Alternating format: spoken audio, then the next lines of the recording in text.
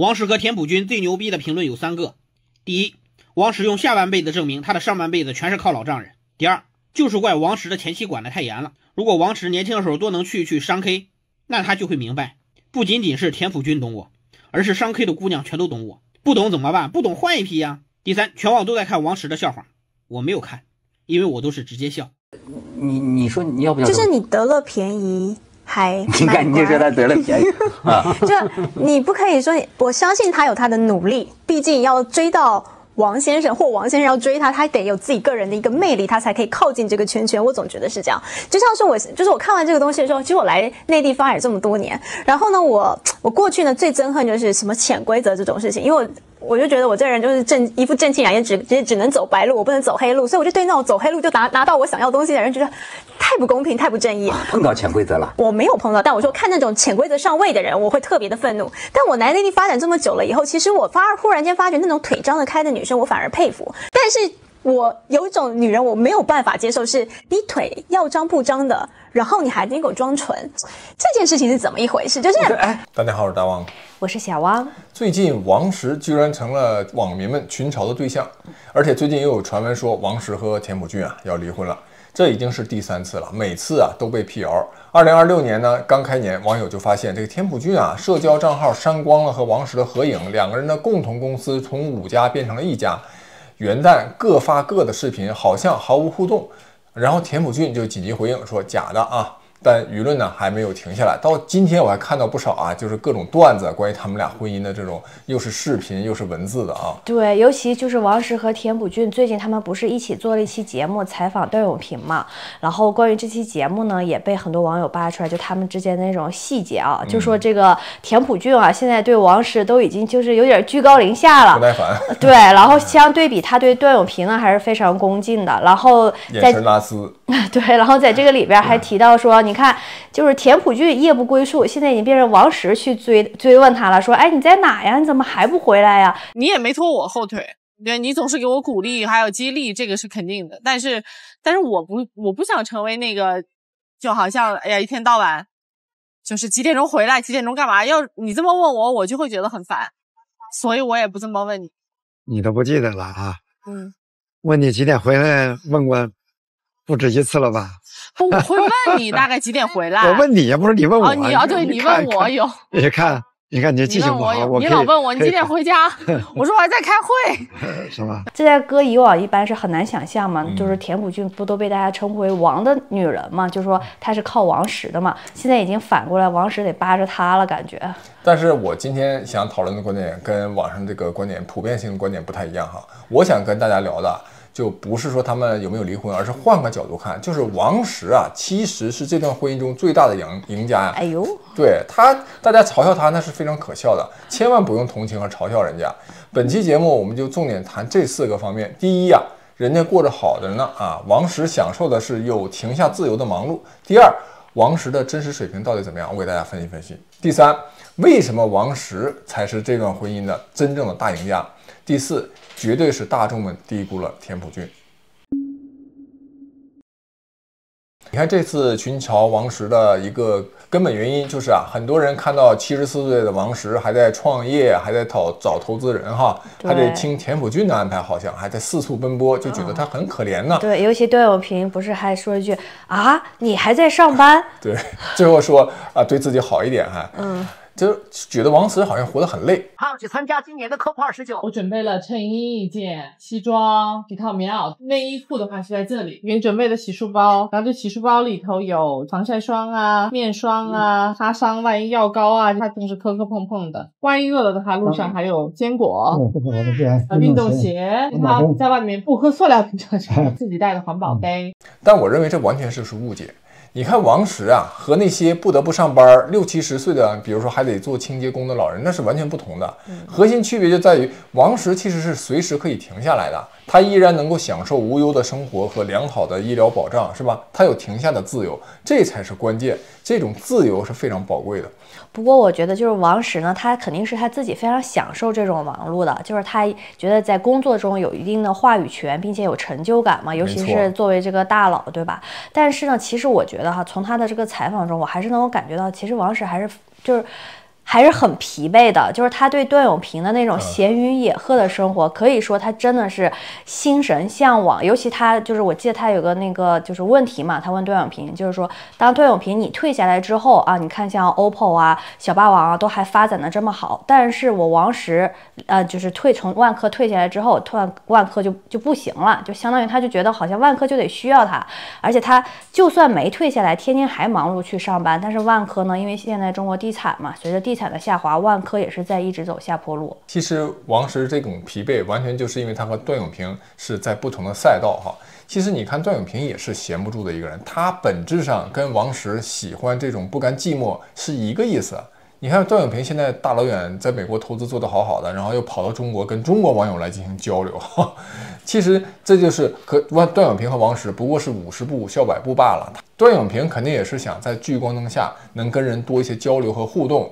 段永平的財富肯定是王石的大概可能100倍甚至更多啊，他完全有理由徹底躺平，或者是做投資，就自己享受財富的增值就行了。但你看人家，哎，不僅忙起來了，回國交流、接受訪問，甚至有的時候在網上跟網友辯論投資心得的時候，討論的生氣了，還發牢騷啊。比如關於這個茅台的投資，那就是很多網友跟他的觀點是不一樣的，那段永平那就是回懟啊。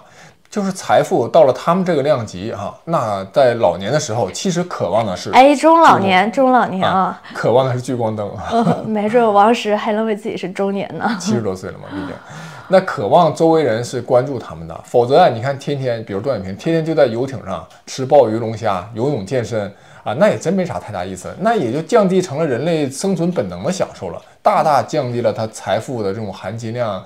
是啊，我覺得人在這麼有錢的時候，就已經成為巨富的時候，他其實追求的更多是這種自己的思想被傳播出去，就感覺有點像教父的那種感覺。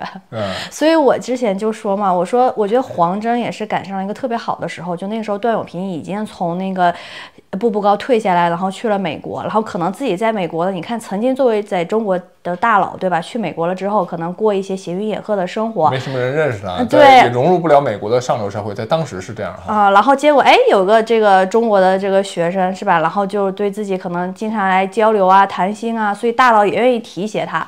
你看是吧？這我覺得黃崢就是和段永平就這麼就惺惺相惜了，也這麼有個天時地利人和吧。不說段永平和王石了，就連巴菲特其實也不能免俗。你看巴菲特為什麼每年開一次股東大會那麼大的場合？其實你看哪些大公司像他這麼搞這麼大排場了？那為什麼只有巴菲特搞股東大會啊？就這麼大場合呢？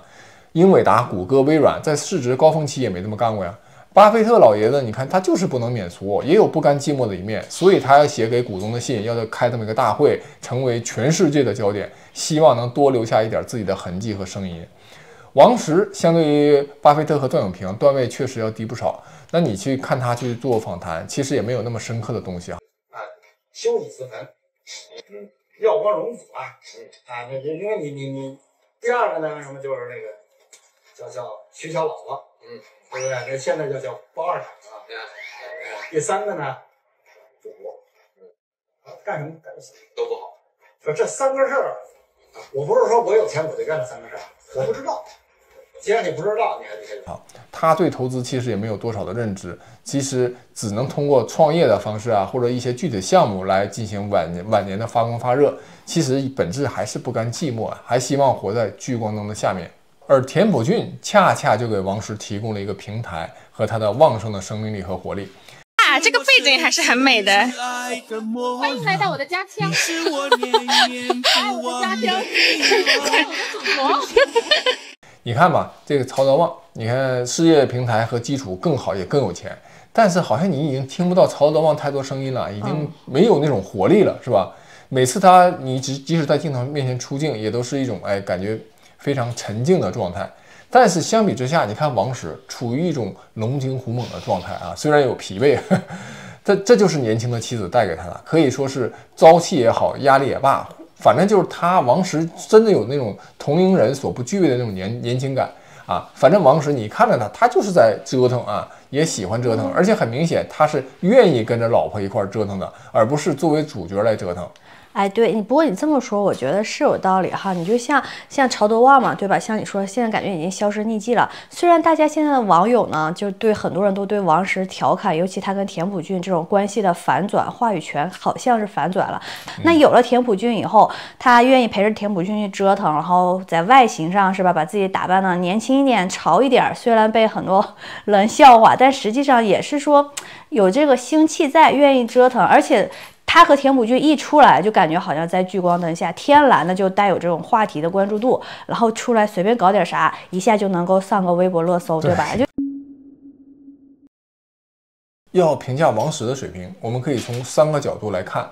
第一就是他的創業經歷，第二是對房地產行業的判斷，也就是他的專業領域的判斷，以及他对他的最大的愛好，就登山这個最大愛好的認知。關於創業經歷啊，王石的第一桶金肯定是跟岳父的背景有關。毫無疑問啊，普通人是沒有辦法在當年去搞什麼車皮，去搞那種賺差價的那種貿易的，更不用說這個一窮二白的人，怎麼有可能去有那幾百萬的啟動資金或者去做賒賬呢？所以他的啟動啊，肯定跟特殊背景有關，這個也都沒必要否認了啊。甚至有個外號叫金手指，就你指什麼？對，你指什麼就賺錢，指什麼就賺錢。84年成立萬科，做過很多種業務。剛開始販賣日本電器，像索尼啊、松下、傑維西啊，當然也搞過很多其他的業務了，像搞這個服裝廠啊、手錶廠啊、飲料廠啊。這個除了黄賭毒、軍火不做之外，基本萬科都涉及到。因為當時在80年代呢，那個計劃經濟下市場這個過程當中啊，那個盈利空間比較大，可選的機會比較多，所以基本上是做什麼賺什麼。我非常清醒認識到，這麼一個千載難逢的機會啊，你要賺錢並不是很難，但是並不等於你已經是萬科有核心競爭力。92年就做了個決定，從這眾多的多種行業經營當中呢，就選擇一個項目來進行經營。基本我們選擇房地產，房地產是88年進入的。他當時娶的呢是省常委領導的一個女兒，這位領導啊叫王寧，擔任過廣東省公安廳的廳長和政法委主任、省委常委、副省長啊、省委副書記兼省委紀委書記啊，那官職是相當之高。所以可以想象他之後創業路為什麼那麼一路順遂。首先，他的創業路上就不可能有各種吃拿卡要、欠債不還的情況。只要是智商中上、膽子大一點、敢幹、不做違法的生意，只要有權力的這個保駕護航，在那個遍地是機會、到處是信息差的年代，隨便做點什麼貿易都可能掙錢。又是在房地產的起飛階段，是吧？你看普通人去幹房地產，就可能遇到什麼，別的不說，就黑社會性質的企業和團夥來競爭、來威脅都有可能。王石肯定不用操心這些事兒，是吧？是啊，政法委書記的女婿，那8級還來不及，誰敢得罪啊？所以我覺得，只要在宏觀上做好決策和方向，把企業做得比較大，並不是很難的事兒。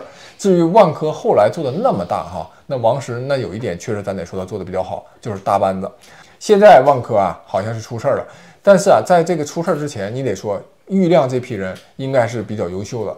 王石肯定是有一定的水平，但是你要說他有劉強東那樣的純白手起家那種認知定力以及水平，那我覺得還是有比較大差距的哈。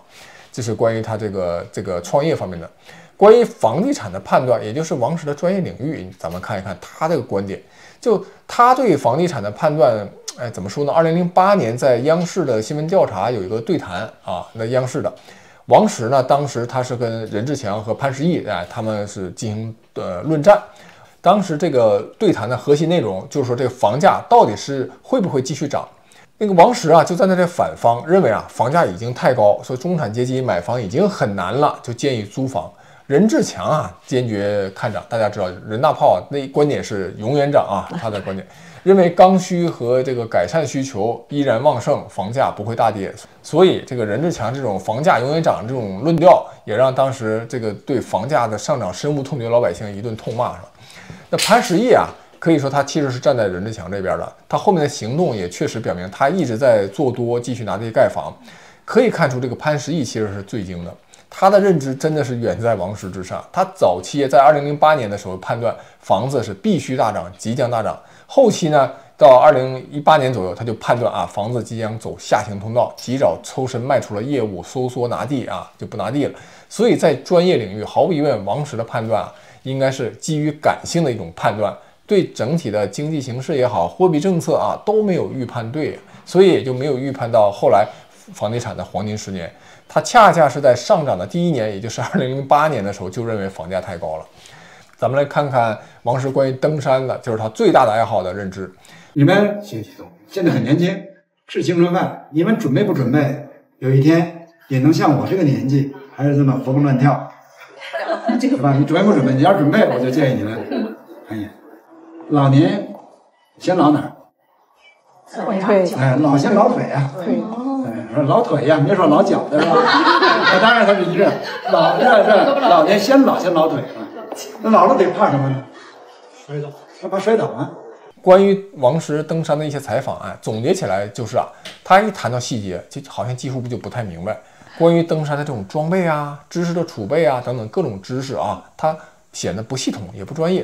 他能談的主要就是關於登山之前之後的那種心境、心態、目標等等啊，這些宏大有點虛的這些東西。就是感性派，聽起來對。哎，這麼一聽，我就感覺王石不管是在這個工作上，還是登山上，還是感情上，其實都有點偏感性嘛。對，他是很感性的一個人。再說回他這個登山哈，為什麼王石這麼登山呢？哈，因為富人登山基本上那都是有專門的人幫忙，幫專業人士幫他打點好。就都完全準備好，他們就完全不用操心，人跟着上去就行了，就什麼東西都給你準備好，也不需要消耗太多的體力去背裝備啊，都能雇人幫你背。氧氣瓶呢，可能都是雇好幾個人啊，有的人就雇好幾個，幫他們多背幾個氧氣瓶，幫他帶上去。在高海拔，其實最核心的東西就是氧氣，他只要帶了氧氣足夠啊，走那個成熟的路線，還有向導幫忙指點，然後在關鍵的時候可能還拉扯一把，那基本上登珠穆朗瑪峰也沒有那麼危險啊。所以王石後來他在一期節目裡還講啊，他要成為登上珠峰年紀最大的人，因為現在的世界紀錄呢是70歲，他要在71歲的時候再去登一次。所以我是準備81歲再一次登珠峰嘛？為什麼呢？因為現在人類登頂珠峰最大年齡是80歲，我現在75歲，還有6年之後再去登珠峰。也不排除可能這時候又有一個85歲的上當80歲破了，不是81歲破不了，那再給我更大的空間嘛，那我就86歲再登。這個意思什麼意思？不是說哎，我最後能不能上去，是不能破不重要，你有一個目標，所以這個目標你知道你的狀態，你的身體的保持狀態。我想他肯定都有經歷過嘛，也就想得很清楚了，那就讓其他人幫他裝備，氧氣備的足足的啊，無非就是在高一點的地方爬雪山，然後找個天氣好一點的時候，然後用最好的裝備上去，是吧？尤其是那種就真正登山家呢，他跟他的云泥之別就在於他要有非常豐富的這種各種知識啊，包括遇到危險的時候啊，應該怎麼自救啊等等，就沒有那麼多的援助和支援哈。在這種情況下，這些登山家所有東西都靠自己啊，那確實是很厲害的。其實現在登珠峰，很多登山家他也需要夏爾巴人幫他們背一些裝備，一般可能會雇一個哈，但一般他至少要背一半的裝備，他自己要背的。所以這樣的人，他對登山會有一個全面的專業的理解和身體的一個儲備哈，並不是說別人什麼都幫你弄好了，你只是背着足夠的氧氣爬一爬山，在上山的雪景去感受一下偉大哈。所以這種登山家他其實會有各種各樣的感悟，因為他可能就遇到過各種各樣的風險和克服困難的這種過程哈，他就會覺得各種難，然後有各種的挑戰的想法和體驗就能分享出來。而且我從來不認為登山是什麼征服大自然，這純粹就是扯淡，因為大自然人家就在那兒，你爬一個山就征服人家了，這觀點簡直是太扯了。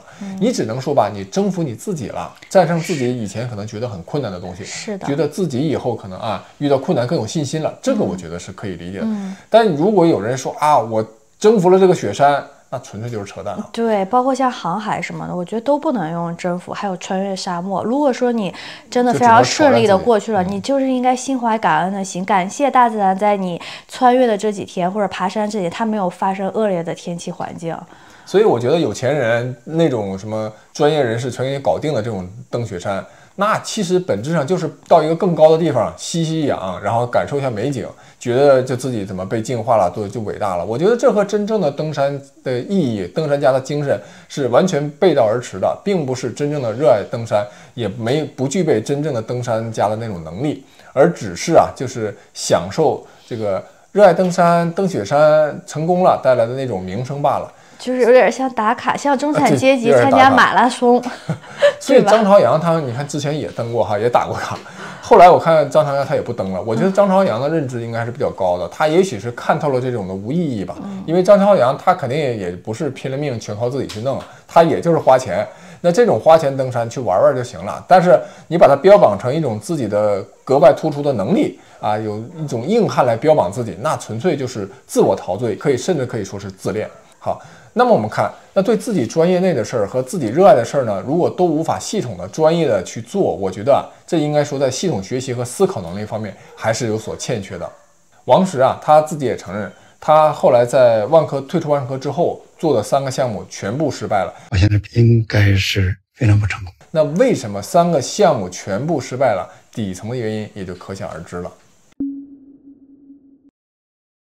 現在網友很多人就嘲笑王石啊，說你這麼有錢的人，你應該是投資人啊，怎麼還去找投資啊、拉融資啊？你太落魄了，太可憐了。哎，我覺得這個就是王石人家的高明之處啊。這普通人的思維就覺得好像有錢人就只能做投資人，你就沒有必要做一個新的項目，就是再去拉融資，全自己投錢不就完了嗎？你那麼有錢，其實有錢人幹事兒想的就是用別人的錢去做，這才是真正的高明。你看有這麼幾個原因。第一，你可以借力打力，對吧？拿出自己的一部分本金，然後通過拉融資的方式呢，把它放大。那肯定是錢越多越好辦事兒啊！而且你拉的融資，其實又不用承擔這個無限責任，是吧？如果創業成功了，皆大歡喜；創業失敗了，自己也不用賠那筆錢，所以自己就降低了風險。錢越多越好辦事兒嘛。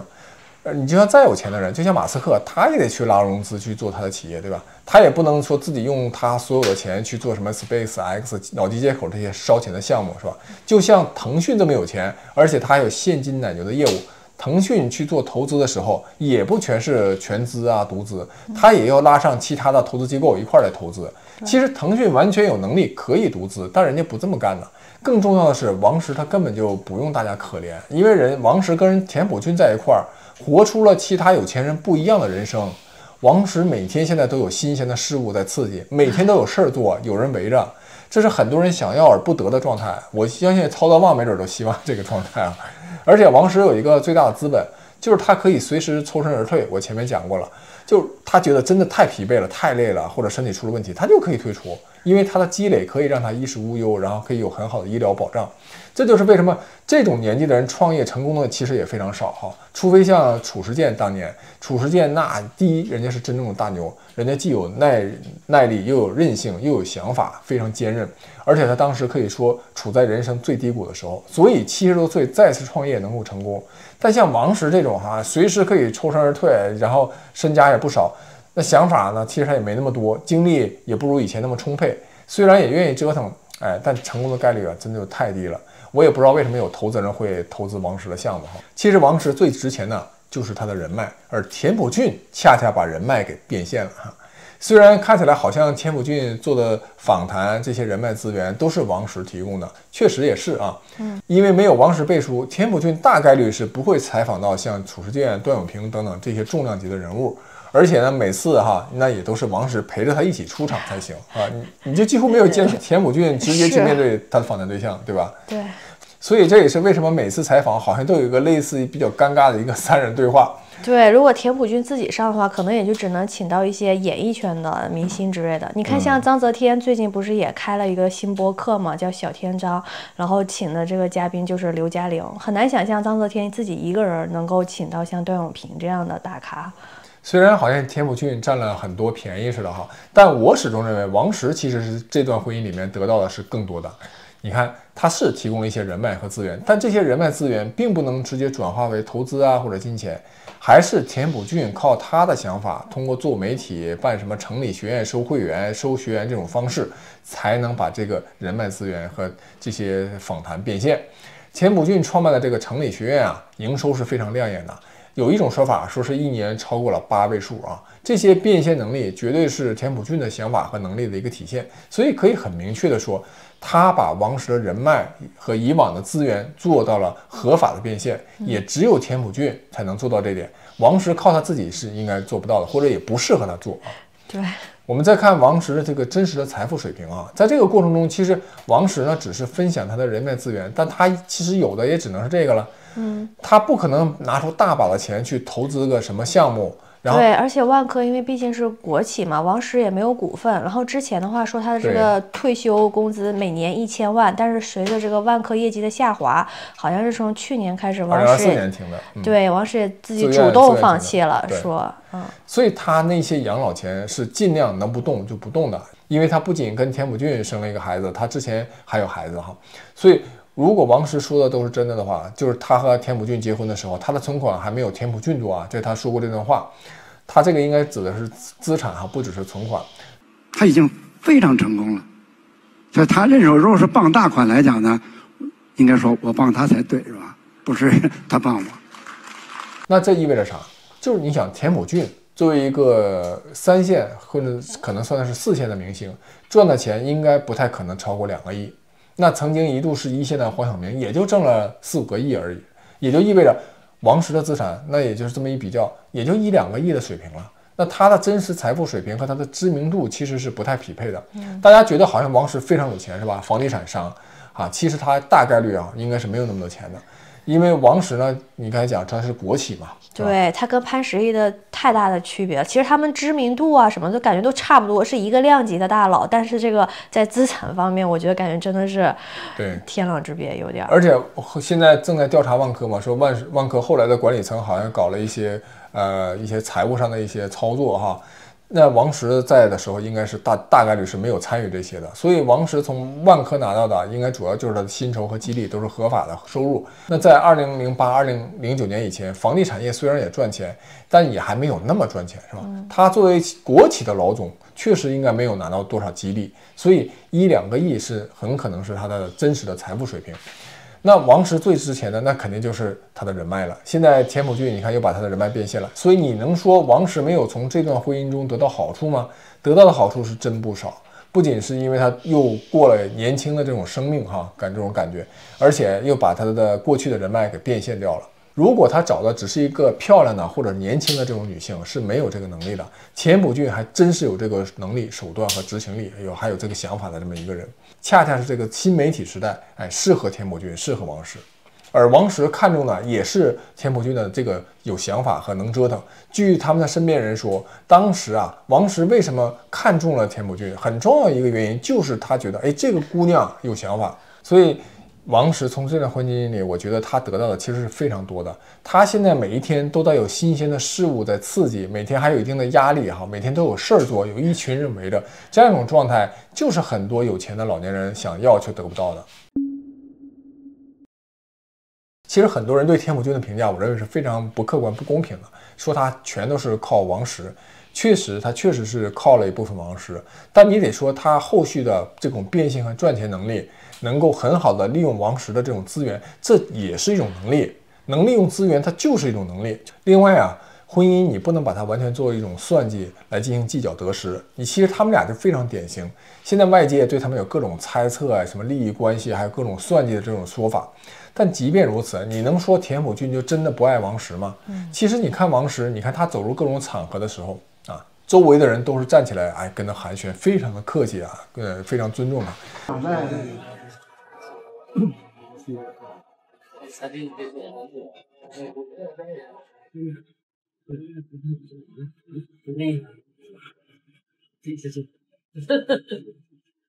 主席，好，那個，哎呀，這麼多舉手指，給最後那位吧，最後那對，好。哦，好，最後那位站得最高的。